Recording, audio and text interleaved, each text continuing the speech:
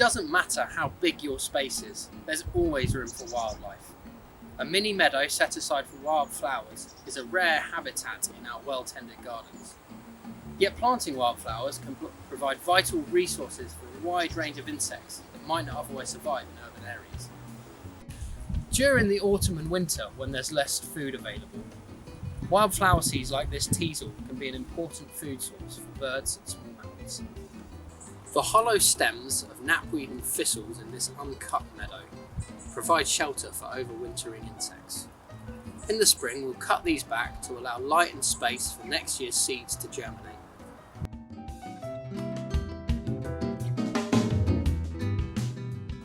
Today, we're going to show you how you can create your own mini meadow, either on your school grounds or at home. All you need is a small, rugged area of the garden that hasn't had fertiliser or compost added, just like this. You could even use a small container. You'll also need a rake, a spade, some sand, some gloves, and some wildflower seeds. As you can see, this area hasn't been cultivated or worked with. This is perfect as wildflowers establish best on poor soil. The first thing we need to do is remove some of these dense grasses and even the top layer of soil, which can hold the roots and some nutrients. The best way to do this is to act like a herd of grazing animals, cattle or sheep.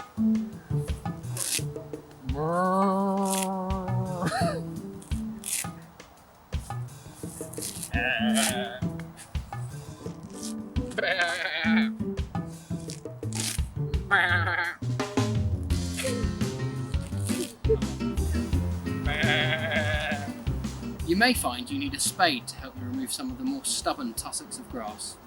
To do this, use your body weight and your arms to push the spade into the ground. You don't need to go very deep. Once it's in far enough, take a step back and bend your legs to lift up the soil. Make sure you get an adult to help you do this. Once we've removed all the grass, the next stage is to lightly rake the soil in order to break the surface and create a fine tilth for the seeds to bed into. Selecting the right seeds for your meadow is really important. Most suppliers will have a seed mix for every soil type and situation. Here we have clay soils, so we're using a seed mix containing meadow grasses along with wildflowers such as betony, oxeye daisies and meadowsweet. These seeds are sown in autumn so they can overwinter. If you're using an annual mix, you may want to sow your seeds in spring. Check the instructions on the seed pack to find out how much you need to use for the area that you've prepared. We're going to add some yellow rattle to our mix. These seeds are planted in autumn. When they emerge in spring, they'll parasitise some of the grasses and allow the other flowers a chance to grow. Mix your seed with some sand before sprinkling it liberally over the area you've prepared. Adding sand helps you to scatter the seeds more evenly, giving all the flowers a chance to germinate and grow. You don't need to cover the seeds with soil, but gently patting the surface will help them to bed in. Then, lightly water your seeds. Covering your newly planted meadow with some branches and twigs can help protect it from hungry birds throughout the winter. This is one way to sow wildflower seeds to create our meadow. Here's Tamara to show you some other methods of seed dispersal. Lots of seeds are developing in the garden at the moment. Seeds are mainly dispersed in 5 different ways. The first is gravity, simply dropping to the ground. But in order to travel further, seeds have developed some ingenious ways of dispersal. Have you ever blown on a dandelion clock to tell the time? Well, this and other plants design their seeds to float, glide and even spin through the air. Some seed pods are designed to explode, throwing seeds far and wide. Other plants growing by a river might use the flowing water to send seeds downstream. Others use animals to carry seed away. This can be done in lots of different ways. If the seed is contained in a tasty fruit, birds and animals will gobble them up and deposit them somewhere else later, complete with a steamy pile of fertiliser to help them grow. Some seeds have little hooks on them which catch on animal fur, transporting the seed to another place. And have you ever watched a squirrel burying acorns? Well, they do this to stash food away for a snack later, but they don't always remember where they left them. So many acorns are planted by these forgetful creatures. Identifying and collecting different types of seeds is a fun thing to do, and today I'm going to show you how to make a seed bomb.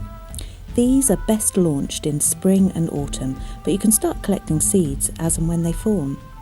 To make a seed bomb, you will need a mixing bowl, some powdered clay, which you can get from craft shops, but I've dug some up from my garden and softened that with a little bit of water, some peat-free compost, and of course some seeds. So you could buy a native meadow mix perhaps, or collect them from your garden,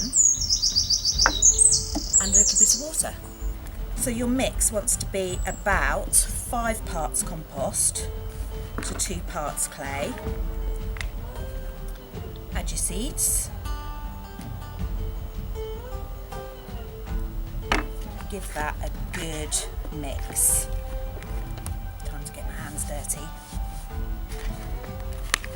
You might need to add some water to that to make it sticky.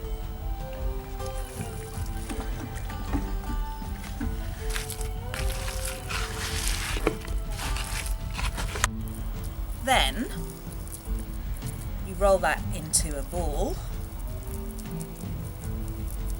and all you have to do now is throw it on a bare patch of earth in your garden.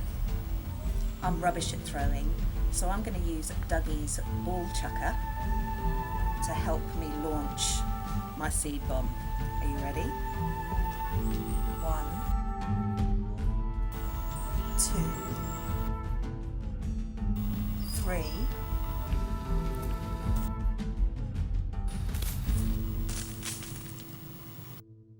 Throughout the spring and summer, wildflowers provide lots of things that insects need. Food in the form of leaves, nectar and pollen, also shelter and places to breed.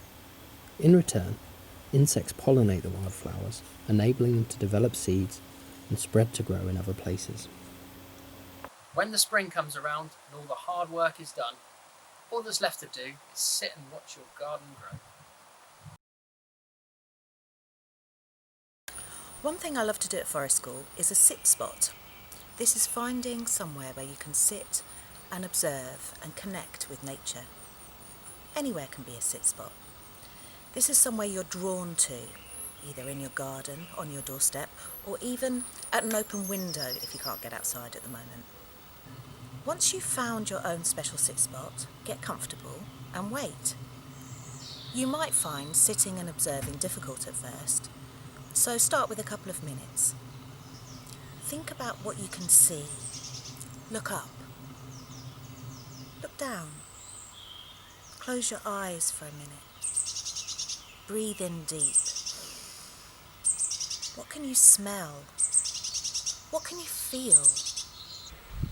The more time you spend in your sit spot, the more you will notice about your surroundings.